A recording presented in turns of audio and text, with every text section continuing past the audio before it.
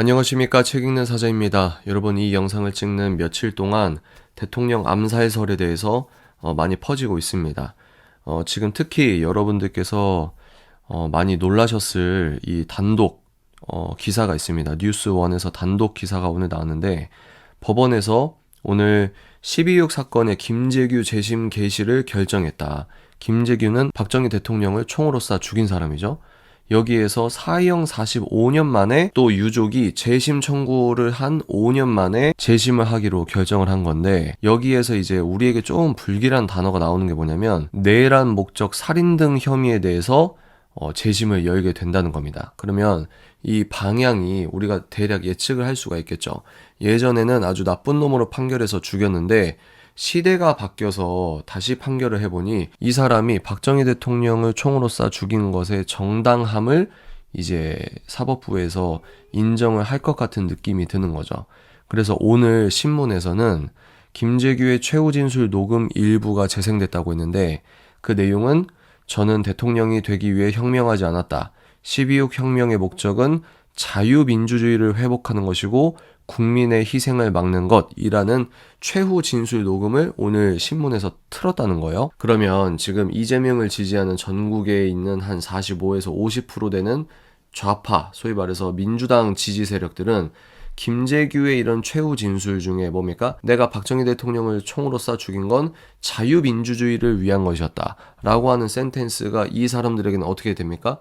윤석열도 내란 수괴고 윤석열은 독재를 하려고 했고, 그러면 윤석열을 죽이는 것도 자유민주주의 대의를 위해 훌륭한 일이다 라고 하는 잘못된 신호를 줄 수 있다는 것이고, 또 실제로 그런 일이 일어났을 때도 정당한 사법적 명분을 주기 위한 것은 아니겠는가 라고 하는 우리들의 불안감이 충분히 투영될 수 있는 뉴스라고 봅니다. 그런데 여러분, 우리가 생각해 볼 게 무엇이냐면, 우리나라는 전 세계적으로 치안이 가장 좋은 나라에서 살고 있고 일반인들이 총기 소지를 할 수 있는 것이 굉장히 힘든 나라이기 때문에 지도자가 피살당했다, 암살당했다, 의문사다, 이런 내용들을 되게 낯설게 볼 수 있습니다. 그런데 우리가 조금만 객관적으로 생각을 해보면 생각보다 21세기 현대사회에서도 암암리의 지도자나 지도자급의 인사가 의문사나 독살, 아니면 총살, 피살, 이런 일들이 심심치 않게 벌어지고 있다라고 하는 것을 알 수 있습니다. 대표적으로 2022년에 일본에서 아베 총리가 피살이 됐고요. 2024년에 푸틴의 최대 정적 나발니가 감옥에서 죽었죠. 그런데 2024년 2월에 죽었지만 2020년 8월에 음독 테러를 또 당했던 부분입니다. 기적적으로 살았었죠. 그런데 4년 뒤에 결국 감옥 안에서 생을 달리했다. 또 2017년 김정남이 말레이시아 공항에서 독살을 당했고, 멀리 갈 필요도 없습니다. 트럼프 대통령도 대통령 당선되기 전에 정말 죽을 뻔했잖아요. 안 그렇습니까? 이런 흐름에서 볼 때 지도자 또는 지도자급에 대한 어떤 암살 시도와 암살은 아예 없는 일, 영화에서만 보는 일은 아니라는 겁니다. 그런데 한국 상황은 어떻습니까? 우리 한국에서는 리더급 정치인들이 자살을 당하거나 의문사를 당하거나 이런 일들이 심심치 않게 벌어집니다. 노무현, 노회찬, 박원순 다 자살인데, 여기에서 이제 제가 음모론을 퍼뜨리는 것이 아니라 생각보다 지도자급 인사들이 많이 생을 달리하고 있다는 겁니다. 여기에서 박원순을 지도자다 이게 아니고 서울시장이 지금 그렇게 생을 달리한 것을 말을 하는 겁니다. 멀리 갈 것도 없습니다, 여러분. 지금 대통령 되기 직전인 이재명을 보면 자기 범죄 혐의를 밝혀낼 수 있는 핵심 증인들이 무려 7명이나 의문사나 자살을 했다는 겁니다. 자살을 한 건지 아니면 자살을 당한 건지 이건 모르겠지만, 여기에서 또 정청래 법사위원장이라고 하는 사람이 뭐라고 얘기했습니까? 대외적으로 공개적인 자리에서 윤석열 대통령은 사형 선고를 받을 것이다. 그러니까 윤석열 대통령이 실질적으로 사형제도가 폐지된 나라에서 사형 선고를 받을 거다라고 하는 말을 아주 서슴지 않고 이야기했던 것은, 이런 퍼즐을 봤을 때 이것도 좌파의 어떤 북한의 지령 이런 거 아니냐라고 우리가 의구심을 짙게 가져갈 수 있는 부분입니다. 또 어떤 분들은 김제동 이 컴백 공연 포스터, 또 그 공연을 준비한 기획사의 어떤 제목이 플랜 D 엔터테인먼트인데, 그 플랜 D가 김제동 공연 포스터가 그런 암살에 대한 암시하는 내용이 아니느냐라고 하는데, 저 개인적으로는 그런 것에 의미 부여를 하는 것은 좀 위험하다고 보는 입장입니다. 다시 한번 말씀드리지만 정보를 캐내는 포지션에서 불리한 게 뭐냐면, 음모와 음모론의 경계를 우리 쪽에서 만들 수가 없다는 겁니다. 우리가 김제동 공연 포스터까지는 아직은 좀 신중해야 된다. 저는 그런 입장입니다.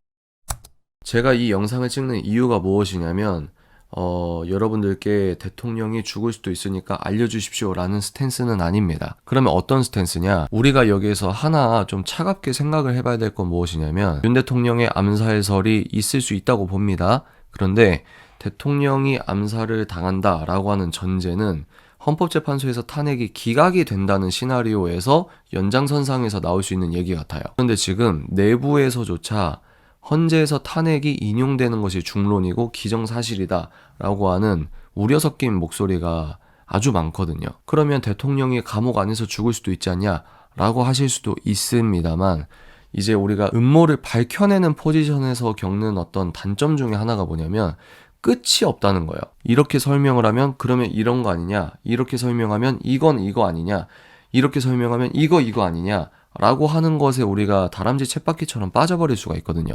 그래서 일단은 대통령 암살설은 그 전제가 대통령 탄핵이 기각이 되는 시나리오의 연장이다. 그런데 지금 하물며 같은 편조차도 탄핵이 인용되는 것이 기정사실처럼 되었기 때문에 걱정을 하고 있는 부분이 있다.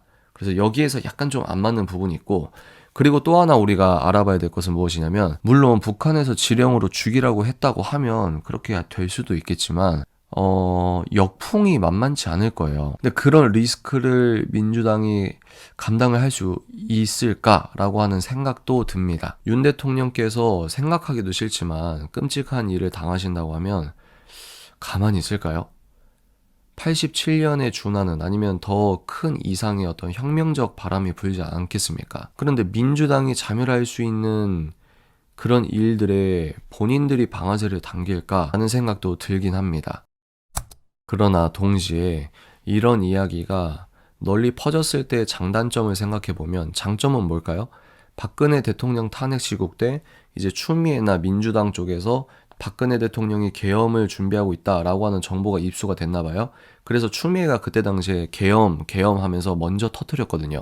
그렇게 우리가 윤석열 대통령 암살설이 있대 라고 대외적으로 우리가 알리면 알릴수록 실제로 그렇게 준비하는 사람이 있다 할지라도 억지력은 생길 수 있다. 이게 장점이고, 단점은 지금 현재 윤석열 대통령을 복권시킬 수 있는 가장 강력하고 직접적인 영향은 국민 지지율을 60% 이상으로 끌어올려서 사법부와 행정부와 입법부, 언론까지 다 넘어갔지만 국민들 여론이 올라가면 이 사람들이 그렇게 섣불리 탄핵을 인용하지 못할 것이다 라고 하기 때문에 지금 국민들을 설득하고 있는 것이 제일 중요한 목적이라고 보거든요.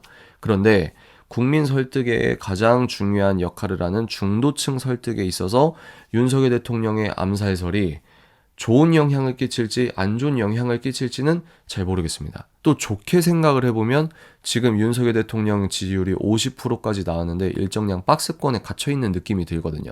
그러면 이 박스권에 갇혀있는 지지율이 폭발적으로 올라갈 수 있는 어떤 디딤 역할을 할 수도 있겠다라는 생각도 있습니다. 그런데 좀 더 신중하게 다른 쪽으로 생각을 해보면 오히려 지금 부정선거를 얘기하면 많은 신문사에서 음모론으로 치부하고 취급을 하는 그 강한 어떤 프레이밍 속에서 대통령 암살설에도 이제 그 사람들에게 좋은 떡밥을 주는 어떤 역할이 되지도 않을까라는 생각도 하고요. 그러면 영상의 결론이 뭐냐? 제가 여러분께 섣불리 이거다 저거다라고 말을 안 하는 게 영상의 결론입니다. 무슨 말입니까? 모르면 모른다라고 이야기하고, 여러분들도 감정적으로 뭐야! 라고 하면서 정황상 불안한 내용들이 있긴 하고, 또 이석기가 감옥에 갈 때 녹음 파일을 들어보면 실제로 마포에서 한국을 전복한다고 하는 사제폭탄을 맞는다, 이런 말도 안 되는 내용을 대한민국 땅에서 말을 하기도 한 것도 팩트입니다. 그러니까 우리의 상상을 초월하는 일들이 벌어졌잖아요, 지금까지. 그러니까 일리는 있어요. 일리는 있으나 다른 가능성도 열어드리면서 우리가 마음만 뜨거우면 안 되고 조금 더 머리가 차갑게 돼서 마음 뜨거움과 머리의 어떤 냉철한 이성이라고 할까요? 이것을 좀 밸런스를 잡고 좀 더 한 2보 정도만 더 멀찍이 봐서 이 사태를 신중하게 지켜보자고 하는 겁니다. 내가 간절하고 내가 믿고 싶어 하는 것들이 강렬할수록 우리가 섣불리 정보를 취사 선택할 수 있거든요. 이 내용에 있어서 우리가 너무 올인하듯 몰입을 하는 것은 조금은 지금 상황에선 좀 지양을 해야 되지 않을까라는 생각으로 영상을 찍는 겁니다. 우리가 잊지 말아야 할 것이 있습니다. 제가 지금 이희청 교수님 책 읽고 있거든요. 내란이 무슨 뜻이냐면 내부의 적에 의한 반란을 뜻한다고 합니다. 그러면 반란은 뭐냐? 비집권 세력이 집권 세력으로부터 정권을 탈취하려고 벌이는 일체의 행동이 반란인데, 이미 집권 여당의 대통령이 뭐하러 내란을 합니까? 내란을 하는 것은 윤석열 대통령을 끌어내리려고 하는 민주당 세력이 내란이죠. 우리가 이 기초 토대를 잘 다시 점검을 하고 앞으로의 상황을 예의주시했으면 좋겠습니다. 마음은 뜨겁되 머리는 차갑게, 우리가 냉철하게, 신중하게, 차분하게 걸어가는 것이 어떤 의미에서 가장 빠르고 안전한 길일 수 있다라는 말씀을 드립니다. 다음 영상에서 찾아뵙겠습니다.